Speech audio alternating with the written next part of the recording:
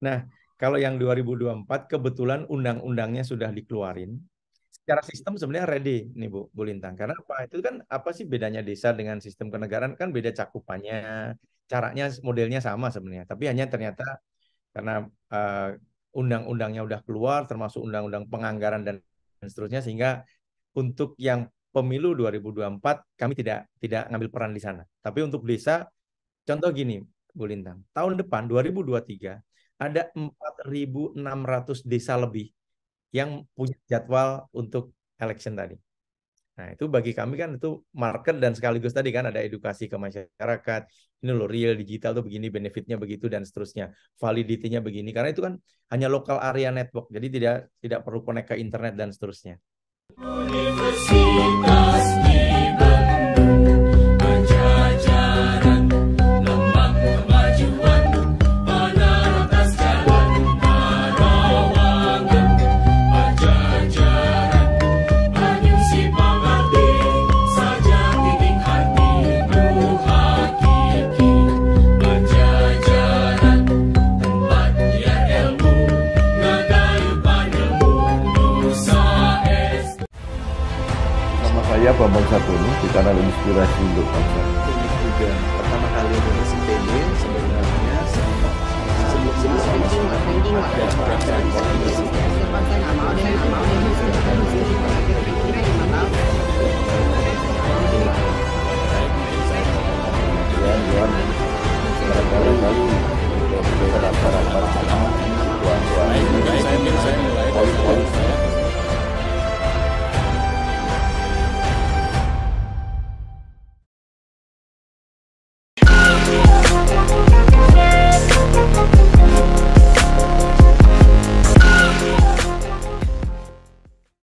Assalamualaikum warahmatullahi wabarakatuh. Salam sejahtera untuk kita semua. Om Swastiastu, Namo Buddhaya, salam kebajikan, Rahayu. Bersama saya Lintang Ratri Rahmiaji, kita masih bertemu di kanal Inspirasi untuk Bangsa. Dengan kanal ini kami selalu berusaha untuk menginspirasi, mengedukasi, dan syukur-syukur bisa menjadi solusi untuk Anda sekalian. Nah, masih di episode 65 tahun Universitas Pajajaran. Hari ini seperti biasanya kita akan mendatangkan selalu mendatangkan alumni-alumni yang luar biasa nih ya dari Universitas Pajajaran. Nah, hari ini kita ada kedatangan yang sangat istimewa nih, spesial banget. Alumninya soalnya 2 fakultas. Wah, luar biasa ya. Saya kasih clue ya. Ini fakultasnya ada 2. Yang satu fakultas hukum, yang satunya fakultas ekonomi dan bisnis. Nih, clue yang kedua adalah beliau ini lahir di Kediri 17 November 1972. Ya, nanti mohon dikoreksi kalau salah. Berarti barusan ulang tahun.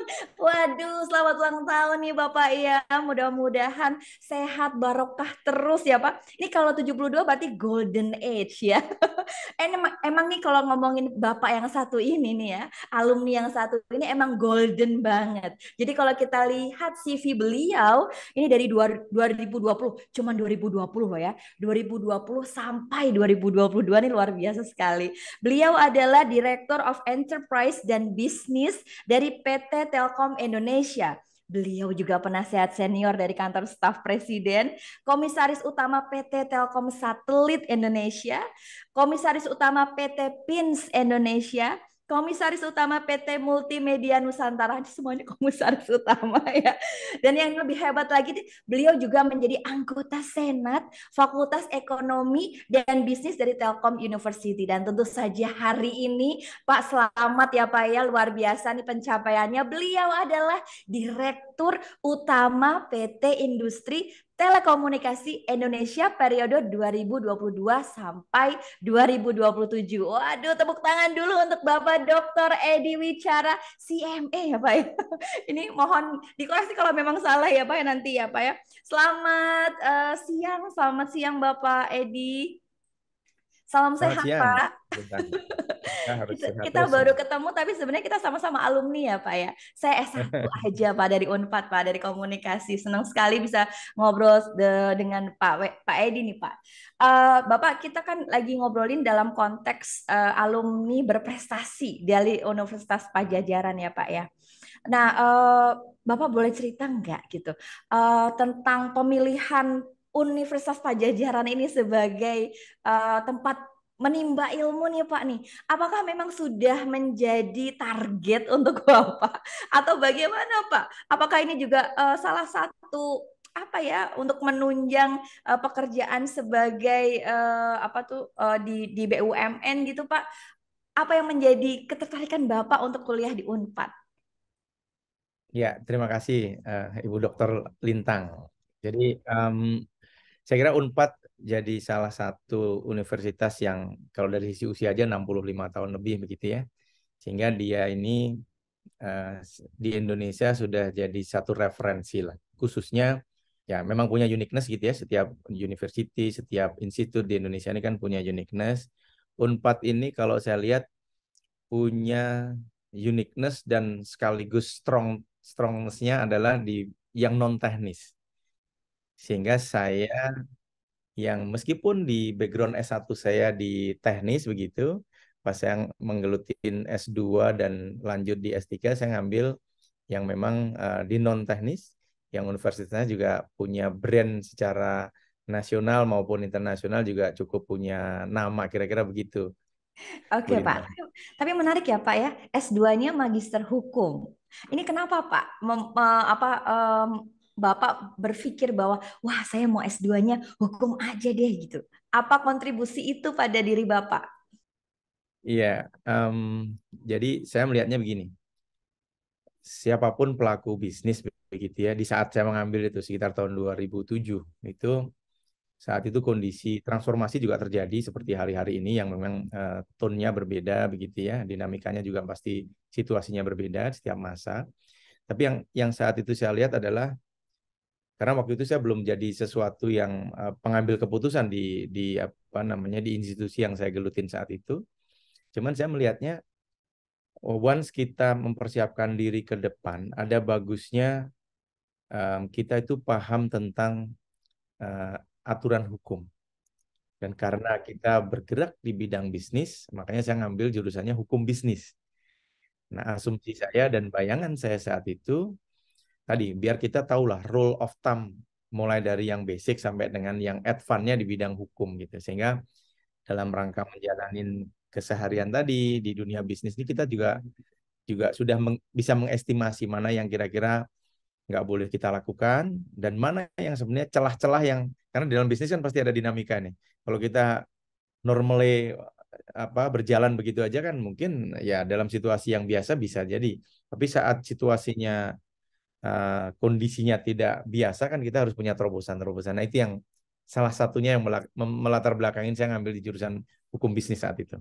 Pupuk Indonesia, a world-class fertilizer company committed to ensure food stability, striving our best to produce fertilizers for future needs, strengthening our business with innovation and digitalization whilst improving the welfare of farmers and crop productivity, determined to have cleaner and more sustainable business process. With over 50 years of experience, Pupuk Indonesia continues to expand its potential to prosper the world. Baik, Bapak mungkin masih ingat nggak kira-kira dari semua materinya nih, apa yang paling kena nih Pak dan sangat bermanfaat untuk pekerjaan Bapak sehari-hari ini? Ya, jadi di dalam hukum bisnis itu dari 44 SKS ingat saya untuk S2 itu. Nah, yang paling membekas dan ternyata implemented di dalam keseharian di dalam dunia bisnis adalah hukum perikatan atau perjanjian. Yang basically-nya sederhana aja, yang namanya kesepakatan antara dua pihak itu ya kedua pihak harus saling sepakat dan memahami isi dari kesepakatan. Sesederhana itu, tapi dalam prakteknya di dalam dunia bisnis ternyata tidak sesederhana itu gitu karena dinamika parameternya, view-nya dan seterusnya cukup kompleks lah gitu. Depend on portofolionya ya tentunya begitu. Baik, baik. Nah, selanjutnya nih Bapak mengambil dokter nih Pak. Nggak banyak loh Pak. Seorang pengusaha juga yang masih concern terhadap pendidikan dan masih mau ngambil dokter. Nah, menurut Bapak ini memang apakah memang perlu urgent sebenarnya kita tuh harus ngambil dokter atau bagaimana Pak? Saya gini, Bu Lintang, saya bagian mungkin kelompok orang yang mempercayain bahwa saat kita mengenyam pendidikan, itu kan sebenarnya mendorong diri kita dan pasti environment kita begitulah ya, kepada sesuatu yang levelnya memang berjenjang. Nah, saya mempercayain itu sehingga waktu itu saya mendrive diri saya untuk harus ada dong challenge lain gitu. Karena sekolah itu tertingginya katanya S3, ya kita nyoba deh S3 gitu kira-kira. Itu bagi waktunya susah nggak Pak? Depends ya, tapi saya yakin gini, saat kita mau sih pasti ada lah. Karena setiap orang kan juga punya jam yang sama nih, sehari 24 jam, seminggu 7 hari dan seterusnya ya. Tapi saat kita punya keinginan, ya tadi kita harus mendikte diri kita, memanage diri kita, mengatur waktunya sehingga pada gilirannya kita bisa menjadi sesuatu yang tadi yang kita inginkan gitu. Oke, mungkin boleh nih Pak di-share tipsnya ya buat yang merasa kalau anak-anak muda sekarang kan kuliah aja pusing ya Pak ya. Kebanyakan healing. Ini udah jadi komisaris utama masih mempercayai bahwa pendidikan itu penting. Nah, pada waktu sekolah itu apa Pak? Kan kita juga kalau S3 tuh tuntutan bacaannya banyak gitu ya. Mungkin lebih teknis gitu. Gimana cara bagi waktunya gitu Pak untuk belajar juga tapi pekerjaan juga tetap selesai gitu. Iya, kita bersyukur sebenarnya dengan teknologi yang hari-hari ini mewarnai kehidupan keseharian kita. Harusnya ya tadi kita pinter-pinter manfaatin. Karena waktu sama tadi kan 24 jam sehari. Kan fasilitas banyak nih sekarang. Kalau baca sangat mudah. Searching sesuatu dengan mudah. Mau yang kita males baca, dengar saja dengan pakai aplikasi-aplikasi yang ada sangat mudah. Nah itu yang ya tadi pinter-pinter harus kita manfaatin agar knowledge kita terupgrade. Universitas di Bandung Pajajaran lambang kemajuan pada atas jalan Parawangan Pajajaran Banyu si pangarti saja titik hati nu hakiki Pajajaran tempat biar ilmu ngagayu panemu nusa. Betul, betul ya. Jadi kalau anak muda sekarang katanya susah bagi waktu, kayaknya malu ya sama Pak Edi ya. Luar biasa sekali. Bapak ini kita bicara soal PT Inti nih Pak. Jadi kan kita tahu kita sekarang dalam era di mana perkembangan teknologi luar biasa. Udah IoT lah, udah dari kemarin-kemarin kita sudah IoT ya Pak ya, Internet of Things. Dan ini kemudian menjadi isu utama untuk PT Inti ya, terutama sebagai perusahaan pemasok utama pembangunan jaringan telekomunikasi nasional. Nah, kita juga pengen dibagi tahu Pak, diinformasikan. Ini sebenarnya seberapa penting sih, seberapa strategis ya PT Inti ini dalam perkembangan teknologi hari ini? Ya, mungkin begini dulu biar Bu Lintang dan teman yang join dengan kita ini punya pemahaman yang sama. Saya belum lama, baru beberapa bulan terakhir ini gabung di PT Inti yang setelah saya gabung tentunya kita cek internal capability dan seterusnya begitu ya. Saya melihat dua hal di dalam dinamika tadi, sestrategis apa begitu ya. Dua hal yang harus dilakukan perusahaan yang state owned enterprise ini, BUMN ini. Satu yang waktu itu saya tata ulang adalah BUMN ini harus fokus kepada portofolio tertentu. Jadi saya hanya main di 3 portofolio saat ini PT Inti. Apa saja? Yang pertama adalah sistem integrator. Jadi karena PT Inti punya situasi yang harus terus diangkat begitu ya, harus dikenalkan ke seluruh market begitu di Indonesia maupun di global. Akhirnya saya menggandeng partner dari kira-kira the biggest atau minimal 3 besar lah di Asia Pasifik. Waktu itu saya pikir begitu. Akhirnya kita cari benar dan dapat. Kita punya partner untuk sistem integrator. Sasarannya mana? Kita memberi solusi kepada, nah karena di BUMN itu udah dibikin klaster begitu ya, ada 12 klaster BUMN berdasarkan vertikal industrinya. Saya deketin itu, 12 klaster itu kita usulkan, kita propose solusi-solusi yang langsung mereka butuhkan. Tapi Inti nggak sendiri tadi, PT Inti didampingi partner yang dari global, yang kebetulan dia listed di 4 tempat gitu.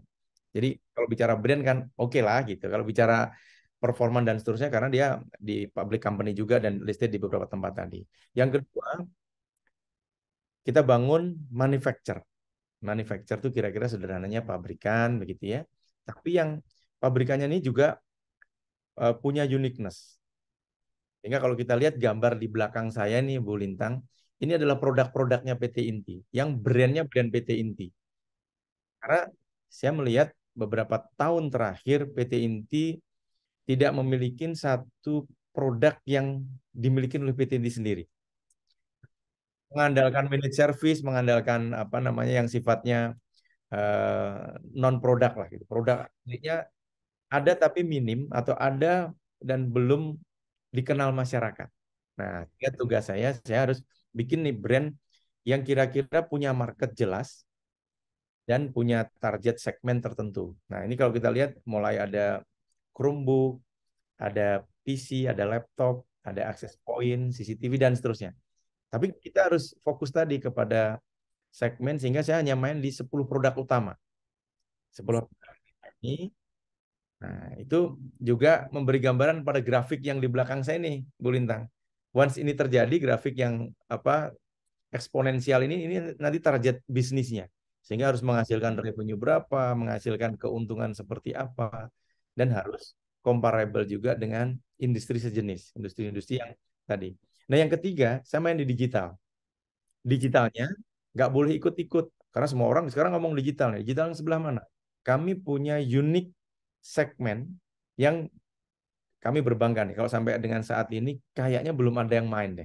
Kalaupun ada yang main, sangat minim. Mungkin di part of itu. Kita main di election di desa. Jadi pilihan kepala desa.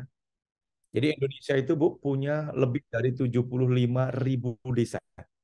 Tiap 2 tahun by policy mereka ini rutin mengadakan pilihan desa in average ya. Nah itu kan butuh biaya. Selama ini kalau saya nggak tahu Bu Lintang sempat ngelihat nggak itu. Kalau di desa-desa itu kalau pemilihan desa itu Bu, itu mulai datang di absen gitu kan. Terus dikasih kertas, masuk ke bilik dan seterusnya. Nah ini kami digitalkan semua. Nah, bagaimana prosesnya? Ya e-voting. E-voting tapi khusus untuk desa. Khusus untuk desa. Kenapa? Tapi karena itu ada uniqueness. Jadi mulainya begini. Orang datang, kalau di desa tertentu ini lagi ada pemilihan begitu ya. Dia datang, dia langsung masuk, kita sodorin dengan iktp sistem. Jadi KTP readernya. Dia KTP-nya dicek di dalam KTP reader, apakah orang ini eligible atau valid di desa itu enggak? Sistem langsung menjawab iya atau enggak. Nah, setelah iya, oke dia eligible, kita kasih dengan satu card. Card ini apa? Untuk dia masuk ke mendekatin bilik suaranya juga pasti digital begitu ya, udah tinggal touchscreen dan seterusnya. Itu card yang tadi ditempelin untuk mengindikasi KTP yang barusan dipakai tadi harus hanya 1 kali dipakai di dalam sesi pilihan desa ini. Nah, setelah itu orangnya pilih touchscreen begitu, setelah itu langsung masuk ke server, account, dihitung dan seterusnya, langsung kelihatan nanti hasil dari acara selesai siapa pemenangnya. Dan yang paling menarik, Bu Lintang, sistem ini kalau kita compare dengan yang existing model tadi, kita punya saving bisa sampai 30%-an biayanya. Maestro, Pajajaran, membuka mekaran, budi pikiran, keahlian. Pajajaran, kabur kita, separuh agungan lemak cair, dibersinar Nusantara, duduk jalan pada sewasi bidadi. Oh, jadi efisiensi 30% ya, Pak ya? Ya, dibanding dengan yang manual, dibanding yang kondisi existing. Dan saat ini sudah ada 2.700-an desa yang sudah pakai produk kita. Tapi bagi saya itu masih kecil. Makanya dengan 75.000 desa tadi, ini bagi PT Inti ini opportunity. Sekaligus tadi ada real pendidikan kepada masyarakat di desa sana menggunakan real digital, begitu solusi digital yang memang sudah kita punya produknya. Wow, wow, Pak, saya amazed juga ini ya. Jadi e-voting ya, Pak ya, luar biasa. Ini berarti persiapan 2024 apakah e-voting juga, Pak? Nah, kalau yang 2024 kebetulan undang-undangnya sudah dikeluarin. Secara sistem sebenarnya ready nih Bu Lintang. Karena apa? Itu kan apa sih bedanya desa dengan sistem kenegaraan, kan beda cakupannya, caranya modelnya sama sebenarnya. Tapi hanya ternyata karena undang-undangnya udah keluar, termasuk undang-undang penganggaran dan seterusnya, sehingga untuk yang pemilu 2024 kami tidak ngambil peran di sana. Tapi untuk desa, contoh gini Bu Lintang, tahun depan 2023 ada 4.600 desa lebih yang punya jadwal untuk election tadi. Nah, itu bagi kami kan itu market dan sekaligus tadi kan ada edukasi ke masyarakat. Ini loh real digital tuh begini, benefitnya begitu dan seterusnya. Validity-nya begini. Karena itu kan hanya local area network. Jadi tidak perlu connect ke internet dan seterusnya. Iya, iya, iya. Jadi sudah 2.700 yang mencoba e-voting ini. So Ya, far mereka tidak ada error atau apapun, Pak, di perjalanan enggak. ini. Jadi kalau kami lihat yang namanya teknologi, solusi, begitu kan nggak ada yang 100% perfect nih. Tapi at least dari yang sudah jalan ini mungkin error rate-nya itu masih jauh di bawah standar yang ada lah gitu, Bu. Oh, Jadi masih tolerate ya, Pak ya. Aduh, validity-nya, seneng performanya banget. oke lah gitu. Sehingga kami saat ini juga makanya udah punya plan tadi.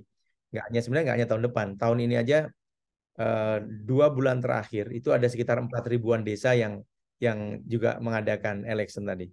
Universitas di Bandung, Pajajaran, lambang kemajuan, menerokas jalan Parawangan. Pajajaran, menyusi pengerti, saja titik hati nu hakiki. Pajajaran, tempat biar ilmu, ngagayukan ilmu, nusa Oh. Nah, untuk e-voting ini sendiri apakah memang dipromokan atau bagaimana cara mendapatkannya, Pak? Ya, jadi begini, Bu Lintang dan teman-teman yang join di media ini, budgetnya untuk pemilihan desa itu adanya di kota kabupaten. Nah, sehingga kami approach-nya, nah kalau kita lihat dari sekitar 500-an sekian kota kabupaten yang ada di Indonesia ini kan pasti pemimpin daerahnya itu berasal dari partai-partai terkait nih, Bu. Nah, kami juga approach ke sana. Ya, kami mappingkan dulu kota kabupaten mana kira-kira dari partai apa sehingga kita terpusat gitu komunikasinya dengan cukup dari pembina partai setempat begitu. Itu udah bisa langsung mendapatkan banyak kesempatan. Dan memang sekaligus tadi Bu bagi kami ini beyond dari bisnis lah begitu ya. Ini transformasi digital yang kita lakukan sampai dengan ke titik terendah tadi di desa gitu. Sehingga masyarakat desa, oh ini yang disebut digital dan manfaatnya kayak gini lah gitu. Apalagi tadi ada benefit saving cost itu yang menarik bagi kita semua tentunya gitu. Saya rasa ini juga menarik kalau memang ini akan diaplikasikan betapa banyak ya efisiensi yang bisa kita dapatkan pilkada, mungkin nanti lagi pilek dan kemudian pilpres harusnya ya Pak ya. Mungkin ke depan, soon ya, ini teknologi masih panjang sepertinya. Ya. Baik, menarik. Nah, 2.700 itu sudah di kota kabupaten mana ya Pak yang sudah bekerja sama dengan PT Inti?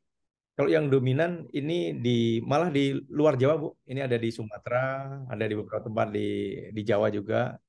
Hanya begini, Bu. Sebenarnya yang kaitannya adalah bagaimana sih agar validity ini ada begitu ya. Nah, itu yang perlu di awal ini jangan sampai masuk ke internet dulu. Makanya tadi saya sebutkan ini di local area network. Sehingga tidak perlu diskusi banyak terkait bagaimana security-nya, bagaimana kalau ada hacker dan seterusnya. Karena hanya lokal di situ gitu. Yang paling simple. Karena balik lagi Bu, di dalam bisnis kita harus cermat memilih Pareto yang mana segera menghasilkan, mana yang marginnya memenuhi, dan termasuk risikonya paling ringan. Itu kan beradu ide di situ tuh.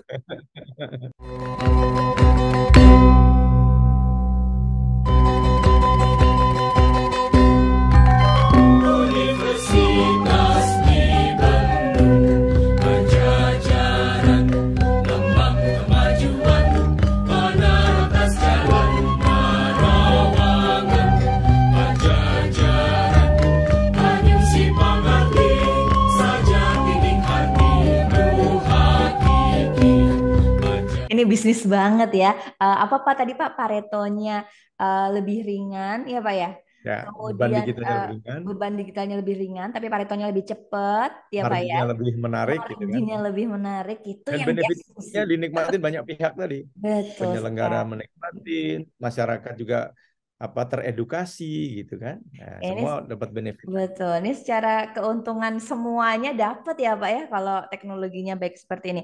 Ya, ada satu teknologi yang saya juga pengen tanya Pak. Ini menjadi produk PT Inti, satunya e-voting, bener Pak. Tadi saya juga pengen nanya itu karena tadi sempat baca-baca dan alhamdulillah Pak Edi ini tahu banget nih ya ini kayaknya produk paling oke nih untuk dipromosiin. Satu lagi Pak, ini yang paling lagi happening ya, lagi banyak diomongin pasti Pak Edi tahu dong. Set-top box ya Pak. Oke, nah ini kan set-top box ini menjadi kebutuhan baru nih Pak ya yang sangat signifikan untuk masyarakat Indonesia ketika kita akan migrasi digital. Nah sebenarnya nih Pak kan banyak yang mengeluhkan bahwa ya seandainya kita harus pindah migrasi digital, set-top box-nya ada dong gitu misalnya ya. Dan kemudian ini Ya. kalau set-top box-nya ada kok mahal banget gitu misalnya. Nah kalau PT Inti sendiri melihat potensi ini ya, kita lihat dari potensi bisnisnya juga, dilihat dari kebutuhan masyarakatnya juga, ini bagaimana Pak mengatasi permasalahan ketiadaan set-top box katanya Pak. Boleh diceritakan Pak? Ini menarik Bu, saya mulai dari sini Bu Lintang. Jadi istilahnya kalau di pemerintahan tuh kita sebut sebagai ASO, analog switch over. Jadi kenapa analognya dimatikan dan bergeser ke digital? Karena banyak benefit yang didapatkan saat frekuensi dan seterusnya itu di running secara sistem digital. Efisiensi frekuensi dan seterusnya sehingga nanti kalaupun alokasinya dipakai oleh operator penyiaran yang lain, ada ruang baru. Maknanya apa bagi negara? Ada opportunity bisnis baru bagi negara. Karena lisensi itu kan limited, frekuensi itu terbatas, dikuasai negara, dan pemberian izinnya berproses, ada prosesnya. Nah, peran kami, PTT ini, itu adalah penyediaan set-top box. Di Indonesia, untuk yang switch off tadi, Bu ya. Nah, di Indonesia itu, Bu, kira-kira dari data yang ada, yang punya TV, dari penduduk yang 270-an itu, kira-kira sekitar dekat dengan yang pelanggannya electricity lah, pelanggan PLN. Mungkin sekitar 75 jutaan. Nah, dari sekian, yang punya mungkin lebih, yang butuh untuk di switch tadi, karena yang daerah-daerah tertentu, itu sekitar 70-an, 75 jutaan. Nah, dari angka itu, kalau kita zoom lagi, ada yang in term of affordability-nya, jadi yang punya TV dari 70-an, 75 juta tadi, sebutlah 75 juta begitu ya, itu dia punya kemampuan daripada beli modem, dia langsung beli TV digital.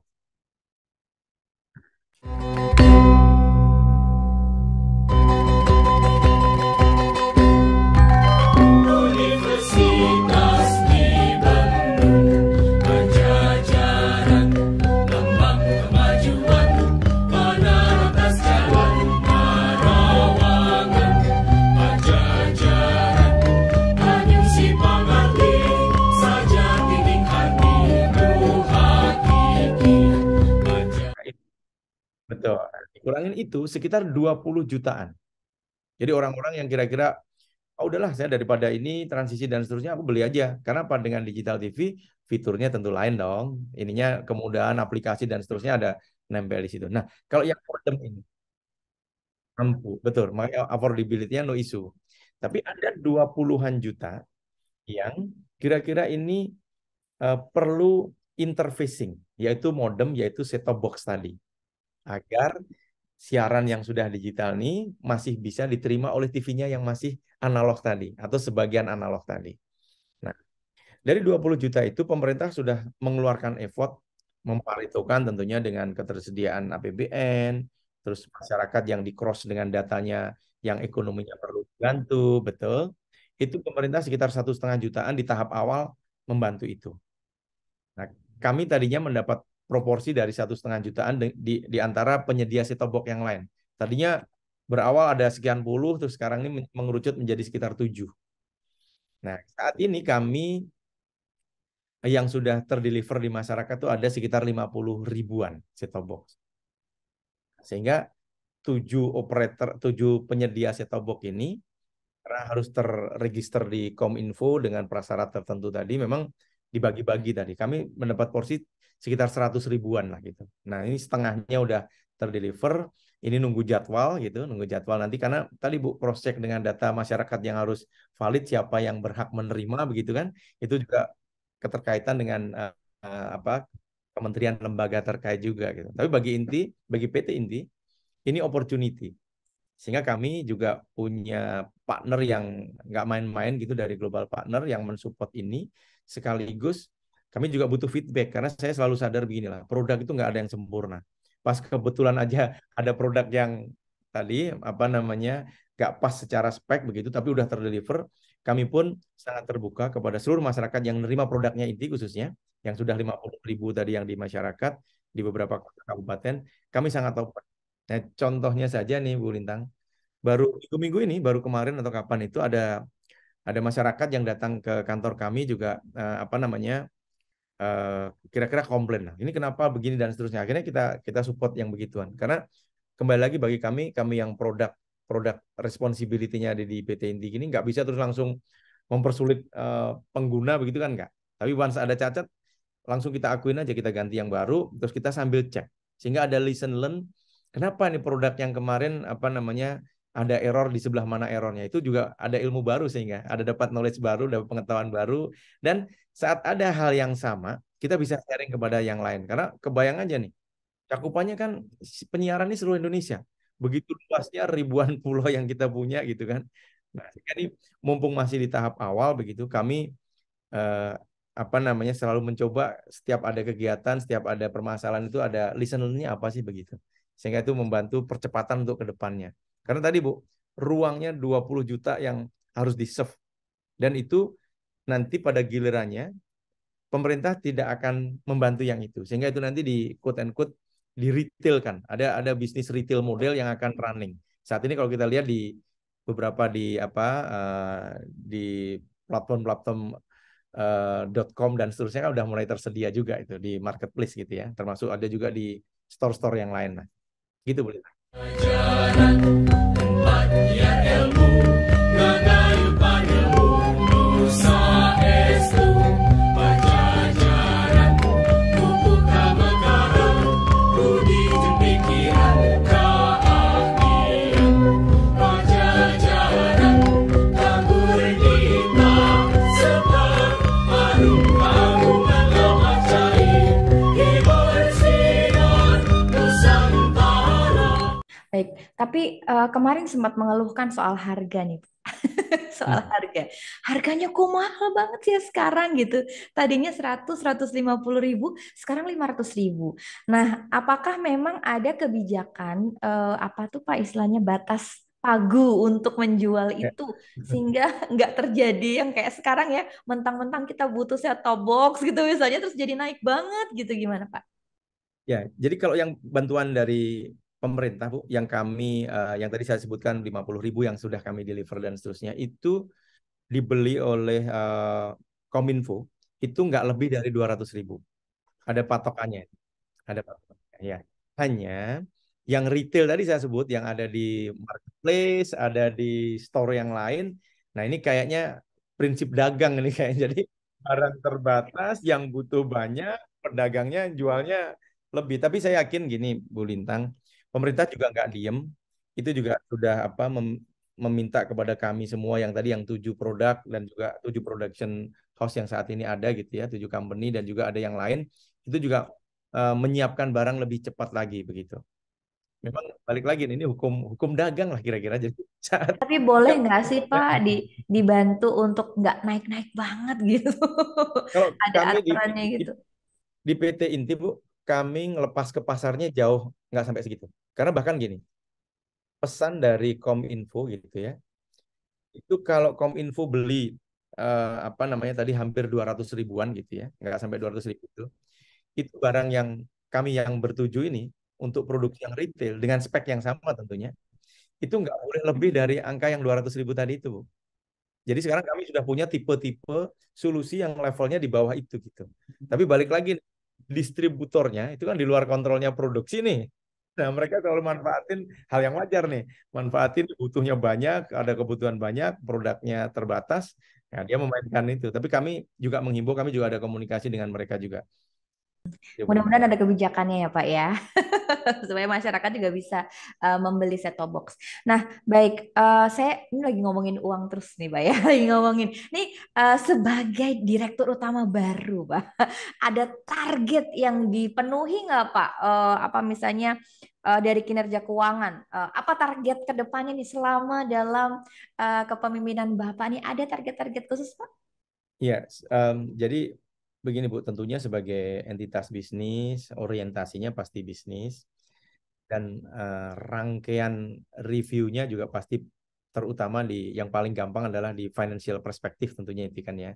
Jadi bagaimana pendapatan, bagaimana keuntungan, biaya yang harus dikontrol dan seterusnya. Nah, so far kami sudah meletakkan nih 5 tahun ke depan PT Inti mau ngapain saja. Termasuk tadi saya selalu mengkomparasi gitu ya, apakah yang kita lakukan ini dibandingkan dengan perusahaan-perusahaan sejenis kita lebih bagus atau kita memang punya PR untuk berbenah gitu. Memang PR-nya belum PR-nya masih banyak lah begitu ya, belum solve semua gitu. Tapi at least ada satu tonggak sejarah yang akan kami ukir kira-kira sebagai state-owned enterprise yang sudah juga kami share, kami laporkan kepada pemegang saham dan seterusnya. Kami bercita-cita begitu. Kira-kira 3 tahun dari hari ini kita pengen masuk menjadi di public company lah, menjadi public company, which is itu adalah penawaran saham pertama gitu. Kita mau IPO. Kenapa gitu? Kalau kita sebut dengan IPO, at least ada 2 hal besar yang kita akan dapatkan. Yang pertama adalah transparansi. Kalau kita menjadi public company, pastilah ada proses yang tidak begitu aja bisa dilaluin begitu, sehingga kita akan punya format-format baku begitu ya, punya model-model sistem pelaporan, cara bekerja dan seterusnya yang itu termasuk perspektif yang harus disiapkan begitu ya, sehingga kami setting 3 tahun ke depan PT Inti harus mengarah ke sana, harus IPO, sehingga transparansi terjadi, semua orang energinya menuju ke situ. Itu yang pertama. Yang kedua, dengan kita menjadi public company tentunya apa? Source of fund akan menjadi lebih gampang kita dapatkan. Nah, itu juga lagi kita siapkan nanti berapa angkanya dan seterusnya masih dalam proses. Tapi at least persiapan yang kita lakukan, kita sudah menggandeng, kita udah punya kerjasama dengan Bursa Efek. Dan itu menarik juga nih, Bu Lintang dan mungkin teman-teman per bulan-bulan inilah yang sedang ngantri begitu untuk IPO di Indonesia ini sekitar 70-an.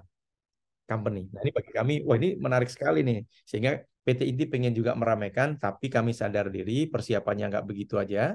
Kami pengen bersiap dengan baik, sehingga kami targetkan 3 tahun dengan hari ini. Apakah nanti induknya atau vehicle lain anaknya di grup ini, nah itu yang sedang kami siapkan. Dulu pakai parabola, nggak ada RCTI. Sekarang pakai Kavision lengkap.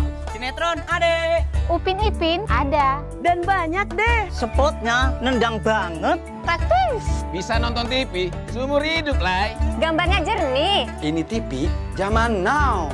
Saatnya pasang Kavision. Ganti antenamu sekarang. Pokoknya nonton jadi lancar nggak ambiar. Antena TV zaman now, Kavision jawabannya. Kavision on terus.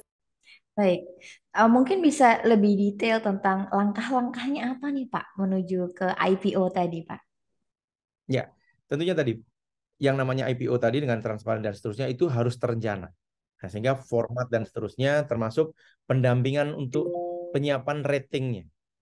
Nah, di Indonesia ada Pevindo yang selalu menyiapkan format itu dan seterusnya. Nah, kami sudah ada diskusi begitu untuk bagaimana agar nanti langkahnya ibaratnya apa ya, dituntun lah gitu, dituntun menuju 2025 nanti saat IPO udah memang nggak kaget, memang udah siap dari awal. Nah, termasuk lembaga finansialnya yang juga memandu. Ada sekuritas-sekuritas yang hari-hari ini juga sudah mulai banyak berdiskusi dengan kami agar tadi pada gilirannya nanti segmennya tepat, value-nya tepat, dan begini juga Bu Lintang. IPO itu satu step. Step yang berikutnya adalah bagaimana value-nya company ini terus sustain. Banyak pembelajaran, mungkin nggak usah jauh-jauh di luar, di Indonesia aja. Bagaimana beberapa company, sebagian juga ada BUMN, yang dia listing, dia IPO, ternyata pricingnya, ternyata performanya tidak sesuai dengan harapan pemegang saham. Nah ini juga pembelajaran bagi kami sehingga ayo nih kita harus siapin mumpung masih 3 tahun ke depan, sehingga persiapannya dari segala aspek tadi ya lebih well prepare lah kira-kira begitu. Sehingga tadi pembelajaran orang lain ya biarin aja orang lain yang ngalamin gitu ya. Saya nggak usah nyebut gitu apa perusahaannya, tapi kita well informed lah untuk itu. Baik, baik Bapak. Nah, ini yang menarik juga ya, selain memang ada tuntutan secara bisnis, tapi PT Inti juga mendapatkan mandat untuk meningkatkan tingkat komponen dalam negeri sektor pertahanan nih Pak. Boleh dijelaskan itu apa sih Pak? Ya, sebenarnya kalau yang TKDN ini kan memang program pemerintah atau industri dalam negeri dan seterusnya. Yang khusus di pertahanan tadinya begini, Bu Lintang dan teman-teman. Apa namanya? Isunya itu mulai dari saat kemarin rame lah ada diisukan sebenarnya. Yang kenyataannya kan nggak terjadi, ada kebocoran data, ada apa namanya hacker yang telat bangun dan seterusnya lah, quote and quote begitu ya, dan seterusnya lah. Nah, akhirnya diskusi tentang cyber security, teman-teman di Kementerian Pertahanan minta kami jadi narasumber waktu itu untuk ini skenario Indonesia yang begitu besar dengan kompleksiti yang seperti ini, kira-kira cyber security ini BUMN mana yang concern? Nah, kebetulan di momen-momen itu di beberapa minggu atau beberapa hari sebelumnya kami juga intens diskusi dengan banyak pihak, termasuk di dalamnya adalah BSSN. Kita sudah punya kerjasama dengan BSSN untuk bikin standarisasi cyber security di Indonesia terkait dengan cloud product. Kita kebayang kenapa cloud yang kami sasar? Data setiap orang, semua orang ditaruh di cloud. Di Indonesia ini cloud yang ada hampir semua, kalau saya nggak boleh nyebut semua, hampir semua lah begitu ya. Ada Google, ada Microsoft, ada AWS, ada Alibaba dan seterusnya. Itu kan produk dari luar semua. Kenapa itu merajain di kita? Salah nggak? Enggak juga. Karena di industri dalam negeri, khususnya cloud, nggak segera bangkit gitu. Nah, kami mencoba di PT Inti ada namanya Inti Cloud yang kita siapin. Yang ini sama nih, almost produksi dalam negeri. Apa? Saat ini produksi dalam negeri, data-data yang ada di Indonesia ini kalau nanti pada gilirannya dimasukkan ke sana semua, ya security-nya harusnya lebih aman. Karena apa? Selain sistem, secara fisikalnya ada di kita. Kita yang punya juga, platformnya kita yang bangun juga gitu. Nah, itu yang sedang kita siapin hari ini. Kami lagi proof of concept untuk memvalidate fungsi-fungsi termasuk tes yang harus kita lakukan agar tadi once ini masuk di commercial state, ini harus levelnya kira-kira level yang memadain dipakai oleh siapapun. Begitu, Bu Lintang. Universitas di Bandung, Pajajaran, lambang kemajuan, menara atas jalan Parawangan. Pajajaran, Manyun si pengerti, saja titik hati nu hakiki. Pajajaran, tempat biar ilmu, ngadayu panemu nusa es. Baik. Wah, menarik sekali ya Pak ya. Nah, ini masuk ke cyber security nih, luar biasa nih Pak. Saya kebetulan memang ada di literasi digital tentu saja ya, di bagian adopsi sosialnya, diffusi inovasinya gitu Pak. Nah, apakah itu juga menjadi concern bagi PT Inti terkait dengan literasi digital, terutama cyber security ya Pak ya? Kita mulai dari yang sederhana, penipuan digital luar biasa Pak. Kemarin mahasiswa itu terjerat pinjol, mahasiswa loh, terjerat pinjol dan lain sebagainya. Yang lain bahkan lebih parah lagi kan ya untuk para lansia dan lain sebagainya. Dan kita juga mau menjelang pemilu ya Pak ya. Ini juga mendebarkan secara cyber security nih Pak. Nah, kalau PT Inti sendiri punya misi tentang itu juga atau tidak Pak? Atau kita concern pada bisnisnya aja? Tentunya begini, balik lagi kami sebagai BUMN, State-owned Enterprise ini kan ada 5 fungsi utama. Salah satunya memang profit oriented, tapi kita juga bagian dari agent of development. Ada penugasan-penugasan pemerintah ke BUMN-BUMN gitu ya. Nah, untuk cyber security, kami memfokuskan kepada tadi Bu, kepada cloud itu kenapa? Cloud itu ada layering-nya juga. Ada varian produknya juga. Jadi tidak sekedar dari software as a service-nya saja begitu ya, tapi ada juga nanti infrastruktur as a service, ada platform as a service dan seterusnya. Nah, complete set itu saya punya angan-angannya. Kalau Indonesia itu punya platform sendiri yang dibuat oleh anak negeri, itu in term of security-nya prediksi saya pasti lebih aman. Bukannya sama sekali nggak bisa dihack oleh orang, bukannya nggak, karena nggak mungkin. Karena dunia hacker ini kan masih terus beragam dan terus berkembang. Tapi yang bisa bagaimana kita mencegahnya, bagaimana kita bisa memberikan role. Makanya kami nggak main-main, kita join dengan lembaga negara yang punya kewenangan untuk itu, which is itu adalah BSSN. Nah, sehingga saat trial tadi, standar-standar yang harus dimiliki itu ada. Dan once ini nanti selesai, proof of concept, technically issue, bisnis issue kita selesaikan juga paralel, itu nanti akan kita launching untuk komersial. Nah, saya berharap once ini terjadi, tadi Bu, bukannya menutup kemungkinan yang global masuk di Indonesia, tapi PT Inti dengan lembaga terkait tadi akan punya opsi lah bagi siapapun warga kita, lembaga negara kita untuk menyimpan datanya secara lebih aman di produknya anak negeri, dan itu juga mendorong bagaimana data dalam negeri ini lebih berdaulat gitu ya, karena produknya aja produk dalam negeri, kira-kira begitu Bu. Universitas di Bandung, Pajajaran, lambang kemajuan, panaratas jalan Parawangan, Pajajaran, Anyusi Pangarti, saja titik hati nu hakiki, Pajajaran, tempat biar ilmu, ngadayu panemu, Nusa es. Wah, ini kalau dengerin Pak Edi itu rasanya saya seneng gitu ya. Ada harapan nih ya, luar biasa nih bahwa kita akan menjadi mandiri gitu ya Pak ya, secara teknologi juga. Nah, ini kalau geser sedikit Pak tentang organisasi, saya sempat baca Bapak itu juga menginisiasi namanya virtual organization, benar nggak sih Pak? Itu apa Pak virtual organization tuh Pak? Ya, ini kembali lagi saya pengen sharing begini. Teman-teman yang lagi pada industri yang bagus, teman-teman yang lagi pada performan yang bagus, jangan lupa dan jangan terlambat untuk bertransformasi.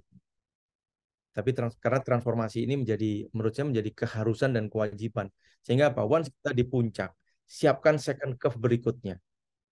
Nah, saya melihat kalau struktur yang sudah established begitu ya, kita ajak berlari cepat, pasti punya handicap, punya challenge begitu, karena aturan-aturannya udah bak. Untuk mengubah aturan perlu waktu, dan seterusnya. Sehingga untuk mempercepat itu, saat awal-awal saya gabung di perusahaan ini, yang saat ini ada di PT Inti, saya membentuk waktu itu 31 orang.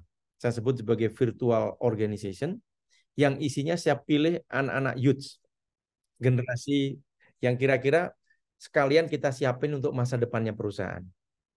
Nah, dari 31 itu saya bagi menjadi 5 kelompok. Kenapa 5 kelompok? Bagi saya, inilah core-nya bisnis di perusahaan ini. Yang pertama adalah kelompok untuk transformasi itu sendiri. Sehingga dia nanti, beberapa orang yang masuk di kelompok pertama ini, dia yang merunning, mengawal.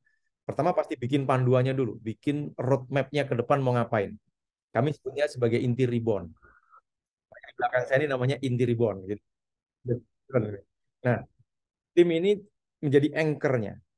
Ini waktu itu saya pilih 6 orang, tapi terus berkembang nih. Ada tambal sulam, ganti dan seterusnya, wajar dalam dinamika gitu ya. Nah, ini menyiapkan 5 tahun ke depan mau ngapain, sehingga ini nanti menjadi panduan seluruh ekosistem yang ada di kami. Nah, yang kedua, kami bikin kelompok virtual ini adalah kelompok yang menyiapkan produk dan solution. Kenapa? Tadi saya sebut, kalau produknya nggak nendang, nggak dikenal orang, marketnya nggak jelas, ya harus dibikin nih. Makanya ketemulah 10 produk utama, genuine produknya PT ini. Nah, yang ketiga, setelah punya produk solusi, yang paling penting juga bagaimana strategi marketingnya. Jadi sales dan marketing strategi saya bentuk tim khusus. Yang keempat, nah semuanya ini harus ditopang oleh human capital. Jadi strategi penyiapan orang, ngerekrutnya gimana, sampai retirement-nya, pola karirnya, remunerasi, dan seterusnya. Dan yang terakhir adalah yang nggak kalah penting ini, investment. Karena saya bayangin bisnis saat ini nggak mungkin entitas itu hanya organic bisnis. Sehingga harus dimulai disiapin, mulai dikolaborasikan dengan tempat-tempat lain untuk bagaimana teman-teman di investment ini dia bisa menyiapkan juga nanti pada gilirannya kita main di inorganic, which is merger akuisisi, aliansi dan seterusnya begitu. Nah, dari ini waktu itu juga sama Bu, bukannya langsung ketemu teman-teman yang requirement-nya meet, enggak. Kita pilih udah yang penting anak muda punya semangat dulu. Dan saya sengaja tidak memilih dari yang background-nya harus misalkan kalau dia selama ini di di human capital, dia milih di human capital enggak. Saya kasih kebebasan. Tapi 31 orang itu sekarang mungkin jumlahnya lebih begitu ya. Ini yang rutin kita ajak diskusi dan termasuk saya tugaskan untuk mereka mencari informasi dari sumber manapun. Dari sini akhirnya ketemulah format inti rebound 5 tahun ke depan mau ngapain. Tadi saya sebutkan 3 tahun dari sekarang IPO apa yang harus disiapin, orangnya gimana, productivity-nya gimana, source-nya gimana, knowledge-nya gimana, dan seterusnya. Termasuk investmentnya juga gitu. Kira-kira kita mau pakai biaya sendiri atau meng-invite orang dan seterusnya. Kalau di-invite requirement-nya gimana, dari kelompok sebelah mana, dan yang lain-lain. Nah ini kompleksiti yang nggak mudah, tapi saya yakin dengan ada virtual ini lebih membantu yang struktural existing tadi.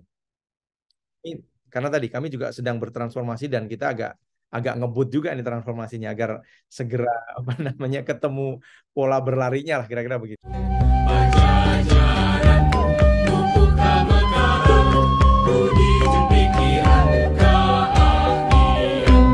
Pajajaran, kabur kita, seperharum bangunan lemas cair, di bersinar Nusantara, duduk jalan para sewasi bidadi.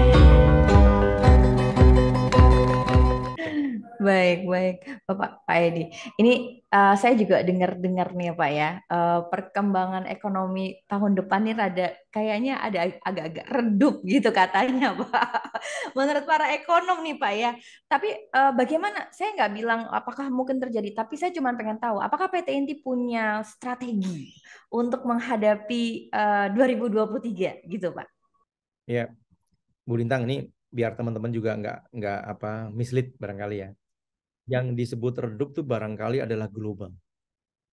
Tapi bagaimana negara kita dengan huge opportunity, kalau saya ngelihat itu optimisme ada di negara kita. Bahkan banyak pengamat kan sebenarnya ngelihat bahwa kita ini akan menjadi pusat perhatian.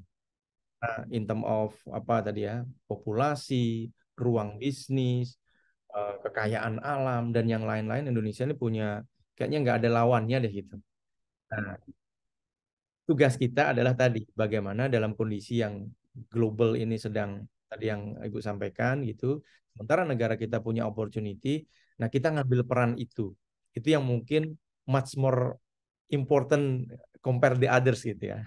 Nah, sehingga saya sendiri dan teman-teman di PT Inti ngelihat mau apapun tahun depan, bahkan kami menyiapkan Bu pertumbuhan kami di tahun depan itu di internal target gitu ya, yang pasti kita punya internal target yang agar membuat teman-teman berlari lebih kencang lagi. Saya naikkan 3 kalinya itu Bu, RKAP dibanding tahun ini. Tapi kalau ke kementerian ya kami lapor yang masuk akal lah begitu. Tapi di target, iya karena apa? Sebenarnya gini Bu, saya ngelihat gini, karena kami bukan ngawur juga. Kami sudah menata tadi kan yang saya sebutkan banyak hal yang sudah kita siapkan. Saya ngelihat ruang itu atau opportunity itu, momentum itu nggak berulang. Sehingga saat ini kebetulan PT Inti masih punya market share yang masih bisa ditingkatkan, bisa di-push gitu. Sehingga saya dan teman-teman sudah mengidentifikasi kira-kira opportunity apa yang akan kita lakukan di tahun depan. Nah, memang tadi kalau cita-citanya luar biasa, caranya nggak mungkin cara biasa, pasti caranya harus extraordinary kan begitu. Betul. Baik, ini tadi menarik ya Pak ya, menggerakkan youth. Ini 2 pertanyaan terakhir saya begini Pak. Bapak merasa youth ini sekarang ya melihat tadi bilangnya bahwa kita punya potensi luar biasa loh, anak-anak muda kita ini human capital yang luar biasa. Nah, mungkin Bapak punya rekomendasi, pesan gitu misalnya, catatan-catatan biasanya kalau sudah 50 tahun tuh banyak sekali ya ilmunya ya Pak ya. Mungkin bisa diturunkan Pak kepada para generasi muda nih. Apa yang harus kita lakukan sekarang Pak sebagai digital native ya, tuntutannya luar biasa misalnya. Apa yang kita bisa lakukan supaya menjadi anak muda yang tangguh gitu menghadapi 2023? Ya, mungkin begini ya, kalau kita ngelihat yang namanya ke depan tuh siapa sih yang bisa memastikan? Nggak ada yang bisa pastiin. Tapi yang bisa adalah tren, mempolakan, begitu ya, mengestimate. Tapi yang penting bagi teman-teman generasi yang mungkin lebih muda dibanding saya, karena udah cukup umur nih saya sekarang. Nah, yang pertama jangan ada kata menyerah. Artinya spirit harus terus dibangun dalam kondisi apapun. Yang kedua, hanya dua saja nih yang penting. Mungkin kalau ketiga ini, oke lah, yang dua dulu deh. Yang kedua adalah bagaimana kita selalu punya harapan, menaruh hope di depan dengan spirit yang tadi yang poin pertama kita punya. Karena apa? Kalau kita nggak punya harapan, ya pasti semua tone-nya negatif. Tapi once dengan semangat yang tinggi, kita punya harapan dengan knowledge yang kita punya, informasi yang kita dapatkan, pergaulan yang kita bina selama ini, begitu ya. Nah, ditambah setelah melakukan dua ini tentunya tadi, ya doa jangan lupa lah itu. Berpasrah diri jangan lupa, tapi at least dua tadi harus dilakukan begitu. Gitu mungkin.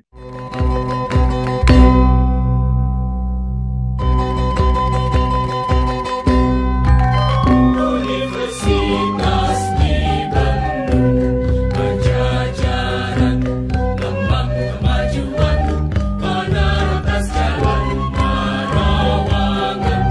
Pajajaran, hanyut si pangati, saja titik hati, hakiki.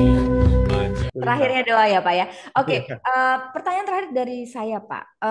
Tentu saja Bapak sudah menjadi alumni Unpad gitu ya, dari dua fakultas lagi gitu. Dan tentu saja pengalaman Bapak dalam bidang telekomunikasi luar biasa lah ya Pak ya. Nah, apa masukan Bapak nih untuk kurikulum kami, misalnya kurikulum pendidikan nih Pak. Bahkan kami sekarang sudah mulai kurikulum merdeka kan ya Pak ya, atas arahan Bapak Menteri Pendidikan dan Kebudayaan. Tapi maksud saya kalau dari ini kan sudah user dan juga alumni sekaligus ya kan Pak. Ini ada nggak sih Pak masukan untuk Unpad khususnya dan pendidikan pada umumnya? Monggo Pak. Nah, Bu Lintang mungkin sebelum yang saya jawab satu pesan tadi gitu ya. Ini nyemangatin teman-teman yang sedang kuliah juga lah. Meskipun role-nya khususnya S3 ya. Meskipun role-nya sekarang ada sedikit apa namanya penyesuaian dan seterusnya ya. Tapi jangan lama-lama sekolah deh gitu. Jadi sekolah cepat lulus. Tapi yang kedua jangan lupa kualitasnya harus dijaga sehingga kita punya apa namanya satu kebanggaan lah kita sebagai alumni Unpad dan seterusnya sehingga itu juga punya value di masyarakat, di tempat lain dan seterusnya sehingga kontribusinya nyata gitu. Nah, teman-teman bisa cek gitu. Saya salah satu mahasiswa yang mungkin punya kesempatan untuk jadi yang mungkin paling cepat waktu itu gitu ya, 2 tahun 2 bulan gitu. Luar biasa. Itu S3 Pak, 2 tahun. 2 tahun 2 Masya bulan. Allah, ya Dan Allah. mungkin kalau sekarang udah nggak bisa gitu ya karena dan bersyukur IPK-nya bulat 4 gitu ya dan disertasi terbaik gitu. Jadi ini bukan apa, maksud saya pengen nyemangatin teman-teman yang sedang kuliah gitu ya, S3 terutama. Dan tadi sampai dengan kualitasnya pun mudah-mudahan yang kita bisa kita pertanggungjawabkan. Jadi tidak sekedar lulus S3, tidak sekedar ini begitu ya. Nah, ini terus tadi yang pertanyaannya Bu Lintang terkait dengan apa namanya sebaiknya bagaimana gitu ya mungkin. Jadi Bu, institusi pendidikan apalagi Unpad ya sudah punya pentahelix yang saya kira itu sangat valid gitu ya, diimplementasikan direview secara berkelanjutan gitu ya. Nah, yang paling penting jangan lupa institusi pendidikan ini harus merapatkan diri begitu ya kepada industrinya. Kenapa? Kita lihat aja nih negara-negara yang lebih maju dari kita, apa namanya industri-industri yang lebih sukses dibanding kita dan seterusnya itu ternyata bagaimana SOS yang didevelop di kampus begitu ya, di institusi pendidikan ini nyambung dengan industrinya. Di sisi lain, mahasiswa yang belajar di situ juga pasti punya hope yang bagus tadi. Karena apa? Dia tahu nih, setelah ini dia mau ngapain, dia kemana. Nah ini sehingga di dalam payung pentahelix tadi, antara industri dan institusi pendidikan ini saling merapatkan diri gitu. Dan kalau Unpad saya well informed juga lah, udah banyak hal yang dilakukan kita. Ada terobosan-terobosan prodi yang saat ini sedang menjadi tren begitu ya. Karena kita sempat diajak diskusi juga waktu itu. Terus yang kedua termasuk menginvite CEO untuk ngajar gitu ya. Itu juga saya kira hal yang bagus. Tapi jangan gini, mohon izin di institusi pendidikan bukan sering, mungkin dulu lah begitu ya, sebagai pembelajaran saat ini. Dulu beberapa universitas itu apa ya, kayak silo begitu. Kita nih hebat, setuju memang hebat karena belajar terus, nggak hebat nggak mungkin kan. Tapi jangan lupa bahwa endingnya mahasiswa yang belajar itu pasti kalau nggak create bisnis, menciptakan lapangan kerja, dia kerja di instansi. Nah, Unpad misalkan dengan kerjasamanya saat ini yang sudah bagus terus dijaga dan ditingkatin, bisa pegang industri-industri yang memang punya future bagus, dan itu menjadi keinginannya calon mahasiswa maupun mahasiswanya, itu Unpad akan saya yakinin top dan top terus gitu. Gitu, Bu. Baik, Bapak ini luar biasa sekali. Saya sendiri mendapatkan ilmu dan tentu saja kami jadi punya harapan. Tadi kata harapan ini menjadi penting ya Pak ya. Kata harapan ini menjadi penting. Terima kasih banyak atas waktunya Pak Edi. Mudah-mudahan kita punya kesempatan lagi untuk belajar lebih banyak dari Pak Edi Wicara. Baik, terima kasih. Masih ya bersama saya Lintang Ratri Rahmiaji di kanal Inspirasi untuk Bangsa. Mudah-mudahan hari ini kita bisa menginspirasi, banyak pasti ya, sudah pasti menginspirasi hari ini, mengedukasi dan syukur-syukur bisa menjadikan solusi. Tadi kata kuncinya adalah membangun harapan, karena harapan inilah yang menjadikan kita punya target ke depan ya. Kemudian jangan lupa di akhir dari semuanya kita harus melandasi dengan doa dan ditunggu sinergi antara industri dan institusi pendidikan. Terima kasih atas waktunya, salam sehat. Wassalamualaikum warahmatullahi wabarakatuh. Om Santi Om. Matur nuwun. Terima kasih Pak Edi. Masih Bu, masih. Mohon izin live Bu.